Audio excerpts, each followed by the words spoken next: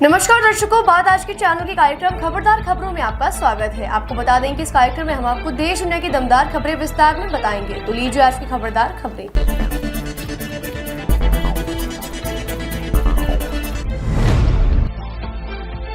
केंद्र सरकार ने महत्वपूर्ण समिति का गठन किया है। इसमें पक्ष और विपक्ष के अहम चेहरों को महत्वपूर्ण जिम्मेदारियां सौंपी गई हैं, जिसमें नेता विपक्ष राहुल गांधी को रक्षा मामलों की समिति का सदस्य बनाया गया है। वहीं बीजेपी सांसद राधा मोहन को इस सदस्य का अध्यक्ष बनाया गया है। बीजेपी नेता राधा मोहन दास अग्रवाल को गृह मामलों की संसदीय समिति का अध्यक्ष बनाया, तो वित्त मामलों की संसदीय समिति की कमान बीजेपी सांसद भर्तृहरि महताब को मिली है।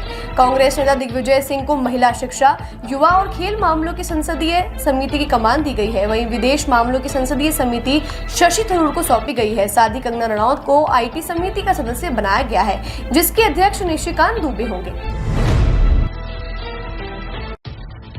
प्रदर्शन निदेशालय ने बताया कि उसने धन शोधन जांच के तहत कांग्रेस विधायक रावदान सिंह और उनके बेटे तथा कुछ अन्य लोगों से जुड़ी संस्थाओं की 44 करोड़ से अधिक रुपए की संपत्ति जब्त की है। हरियाणा के 65 वर्षीय रावदान सिंह महेंद्रगढ़ से विधायक हैं और कांग्रेस ने 5 अक्टूबर को होने वाले आगामी हरियाणा विधानसभा चुनाव में उन्हें फिर से इसी सीट से मैदान में उतारा है। ईडी ने एक बयान में बताया कि कुर्की में राहुल दान सिंह और उसके बेटे अक्षत सिंह की संस्थाओं के हरियाणा के गुड़गांव सेक्टर 99 में स्थित कॉमन रेजिडेंसी के 31 फ्लैट हैं और गुरुग्राम के हरसरू गांव में 2.25 एकड़ जमीन शामिल है। हरियाणा विधानसभा चुनाव के बीच पंजाब में बीजेपी को बड़ा झटका लगा है। सुनील जाखड़ ने बीजेपी के प्रदेश अध्यक्ष पद से इस्तीफा दे दिया है। जाखड़ को एक साल पहले ही पिछले साल जुलाई में प्रदेश अध्यक्ष के पद की जिम्मेदारी सौंपी गई थी। लोकसभा चुनाव 2024 को देखते हुए भाजपा ने उन्हें यह अहम जिम्मेदारी सौंपी थी, मगर 14 महीने बाद उन्होंने इस पद से इस्तीफा दे दिया है। सूत्रों के मुताबिक हालांकि आलाकमान ने अभी तक उनका इस्तीफा मंजूर नहीं किया है। बताया जा रहा है कि रवनीत सिंह बिट्टू को मंत्री बनाए जाने के बाद से ही जाखड़ पार्टी से नाराज चल रहे हैं। सुनील जाखड़ ने पिछले कई समय से प्रदेश कार्यकारिणी की जरूरी बैठकों से भी दूरी बनाए रखी थी। इस्तीफा देने को लेकर उन्होंने चुप्पी साधे रखी है। वहीं उनके इस्तीफे से प्रदेश की राजनीति गर्मा गई है। केंद्र सरकार ने न्यूनतम मजदूरी दरों को कौशल स्तरों, अकुशल, अर्धकुशल, कुशल और अत्यधिक कुशल के साथ साथ भौगोलिक क्षेत्र ABC के आधार पर वर्गीकृत किया गया है।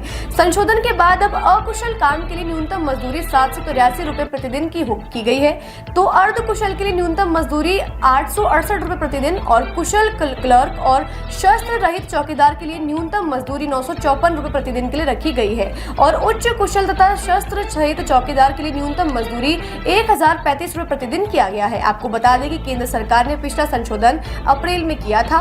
रोजगार मंत्रालय ने आदेश जारी करते हुए कहा कि समायोजन का उद्देश्य श्रमिकों को जीवन यापन की बढ़ती लागत से निपटने में मदद करना है। इजरायल और हिजबुल्लाह के बीच जंग थमने का नाम नहीं ले रही है। हिजबुल्लाह के ड्रोन कमांडर मोहम्मद हुसैन सुरूर ने बेरूत की रिहायशी इलाकों के बीच एक अपार्टमेंट इमारत को अपना ठिकाना बनाया था।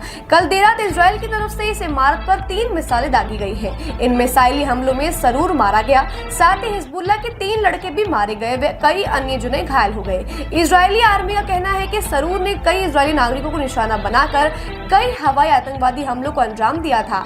उसने कई विस्फोटक उपकरणों का उपयोग करके इजरायली नागरिक और इजरायली सेना को कई बार पटकनी दी थी। इस बीच खबर है कि इजरायल ने अमेरिका की तरफ से लाए गए युद्ध विराम के प्रस्ताव को ठुकरा दिया है। इजरायल के विदेश मंत्री ने कहा कि उनका देश युद्ध विराम पर विचार नहीं करेगा जब तक हिजबुल्लाह को जीत नहीं लेता। दिल्ली विश्वविद्यालय छात्र संघ चुनने के लिए आज मतदान जारी है। मतदान 2 चरणों में हो रहा है। पहला चरण सुबह 8:30 बजे से शुरू हो चुका है, जो 1 बजे तक जारी रहेगा। वहीं दूसरा चरण दोपहर 3 बजे से शाम 7:30 बजे तक चलेगा। इन चुनावों में 22 प्रत्याशी अपनी किस्मत आजमा रहे हैं। वहीं मतगणना और चुनाव परिणाम 28 सितंबर को जारी होगा। मतगणना से पहले हाईकोर्ट ने दखल देते हुए कहा कि जब तक सार्वजनिक संपत्तियों पर चुनाव लड़ने वाले उम्मीदवारों के लगाए पोस्टर होल्डिंग नहीं हटाए जाते, तब तक चुनाव परिणाम की घोषणा नहीं की जाएगी। जब तक अदालत संतुष्ट नहीं हो जाती कि संपत्तियों को विरूपित करने वाली सामग्री को हटा दिया गया है, तब तक परिणाम रोके रखे जाएंगे।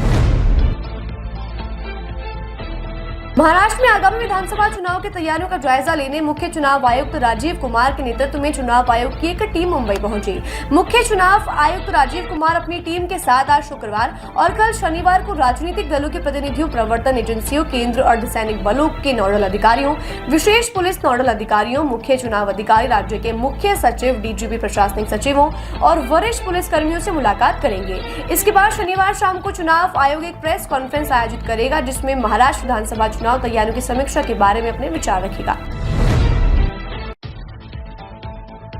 हरियाणा में चुनाव प्रचार के लिए महज एक हफ्ते का समय बचा है। ऐसे में सभी राजनीतिक दल चुनावी मैदान में हर कोई उम्मीदवार अपना जीत का दावा कर रहा है। इसी बीच बीजेपी और कांग्रेस के दिग्गज नेताओं की रैलियों का दौर भी जारी है। इसी कड़ी में आज केंद्रीय गृह मंत्री और भाजपा के स्टार प्रचारक अमित शाह ने चुनाव प्रचार का श्री गणेश रेवाड़ी विधानसभा क्षेत्र से किया है।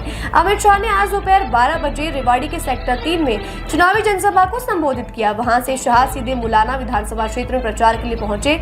वहां भी एक जनसभा को संबोधित कर लाडवा पहुंचे। इसके बाद शाह शाम को मतदाताओं से भी रूबरू होंगे। तिरुपति मंदिर के लड्डू प्रसाद में कथित मिलावट सामने आने पर उत्तर प्रदेश के मंदिरों में अलर्ट देखने को मिल रहा है। वहीं अयोध्या, प्रयागराज और मथुरा के कई बड़े मंदिरों में प्रसाद की व्यवस्था और नियमों में भी बदलाव किए जा रहे हैं। कई मंदिरों ने घोषणा भी कर दी है कि प्रसाद के रूप में अब केवल नारियल और फल ही चढ़ाए जा सकेंगे।